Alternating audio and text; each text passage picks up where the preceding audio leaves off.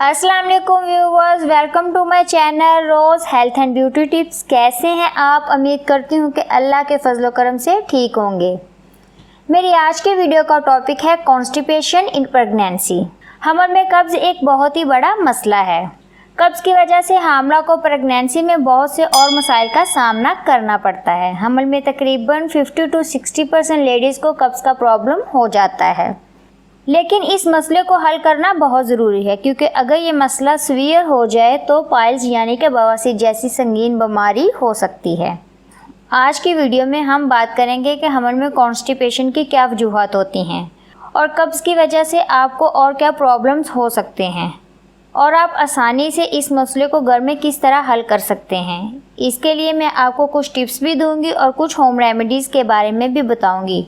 तो फिर अगर आप भी प्रेगनेंसी में कब्ज़ के मसले से परेशान हैं या फिर आप प्रेग्नेंट नहीं, वैसे ही आपको कब्ज़ रहती है, तो भी ये वीडियो आपकी बहुत ही मददगार साबित होगी। तो फिर इस वीडियो को आखिर तक देखें ताकि आपसे कोई इम्पोर्टेंट पार्ट मिस ना हो जाए और आप पूरा इस्तिफादा हासिल कर सकें। लेकिन उससे पहले अगर आप मेरी वीडियो पहली बार देख रहे हैं तो आपसे रिक्वेस्ट है कि रेड बटन दबाकर मेरे चैनल रोज़ हेल्थ एंड ब्यूटी टिप्स को सब्सक्राइब कर लें और घंटी के निशान को दबाना मत भूलिएगा, ताकि आपको मेरी अगली तमाम वीडियोस आसानी से मिल सके और आप भरपूर फ़ायदा उठा सकें। व्यूअर्स, कब्ज़ उस वक्त होती है जब आपकी डाइजेस्टेड फूड एक लंबे अरसे तक आपके कॉलन में रहती है, तो फिर इसमें जो पानी होता है वो खुश्क हो जाता है, जो कि आपके स्टूल को ड्राई और हार्ड बना देता है। इसके अलावा आपके रेक्टल मसल्स में भी प्रॉब्लम होती है। तो चलिए व्यूअर्स, हमल में कब्ज़ की वजूहात के बारे में जान लेते हैं।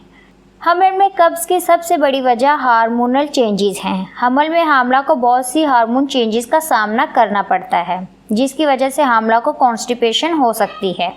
इसके अलावा हामला को कुछ फूड्स के इस्तेमाल से भी हमल में कब्ज़ हो सकती है, जैसे कि रेड मीट या डेयरी प्रोडक्ट्स वगैरह। हमल में अगर हामला को खून की कमी हो तो फिर भी हामला को कब्ज़ हो सकती है। हमल में हामला की फ़िज़िकल एक्टिविटीज़ कम होने की वजह से भी हामला को कब्ज़ हो सकती है, या फिर अगर प्रेग्नेंट लेडी स्ट्रेस ले या टेंशन ले तो फिर भी कॉन्स्टिपेशन हो सकती है। कुछ औरतों को हमल के शुरू के महीनों में कब्ज़ होती है, जिसकी वजह वो एक्स्ट्रा आयरन है जो कि विटामिन सप्लीमेंट से मिलता है। लेट प्रेगनेंसी में कब्ज़ की सबसे बड़ी वजह डिहाइड्रेशन यानी कि पानी की कमी है। इस पीरियड में आपकी बॉडी को पानी की ज़्यादा ज़रूरत होती है। हमल में कब्ज़ की वजूहात जानने के बाद बात कर लेते हैं कि कब्ज़ की वजह से आपको किन मसाइल का सामना करना पड़ सकता है। कब्ज़ की वजह से आपको स्टूल हार्ड आएगा, जो कि बहुत तकलीफ़दा है। पेट में शदीद दर्द होता है, पेट गुब्बारे की तरह फूला फूला रहता है। इसके अलावा हमल में कब्ज़ होने की वजह से भूख भी नहीं लगती और ऐसे लगता है कि जैसे आपका खाना बाहर को आ रहा हो। इसके अलावा आपको पाइल्स जैसी ख़तरनाक बीमारी भी लग सकती है। ज़्यादातर औरतों को पाइल्स होती प्रेगनेंसी में कब्ज़ की वजह से है। कब्ज़ क्या है, हमल में कब्ज़ की वजूहात और कब्ज़ की वजह से होने वाली प्रॉब्लम्स के बारे में तो आप जान चुके।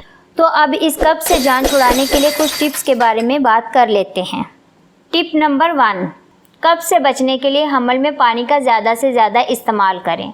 हम औरतों के साथ वैसे ही प्रॉब्लम है कि हम जानते हुए कि पानी पीना बहुत ज़रूरी है, पानी नहीं पीते। हमल में कम से कम 8 से 10 गिलास दिन में पानी ज़रूर पिएं। इसके अलावा फ्रूट जूसेस का भी इस्तेमाल करें।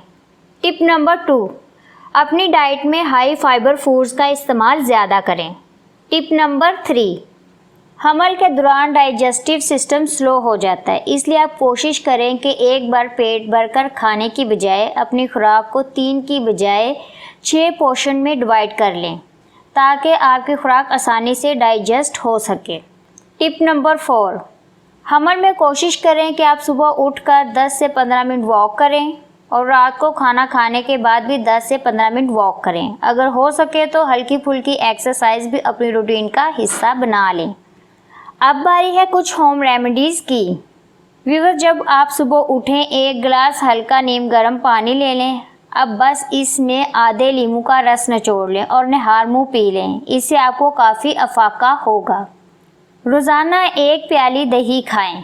नारियल के तेल को हल्का सा गर्म करके इससे अपनी टमी का मसाज हल्के हल्के करें।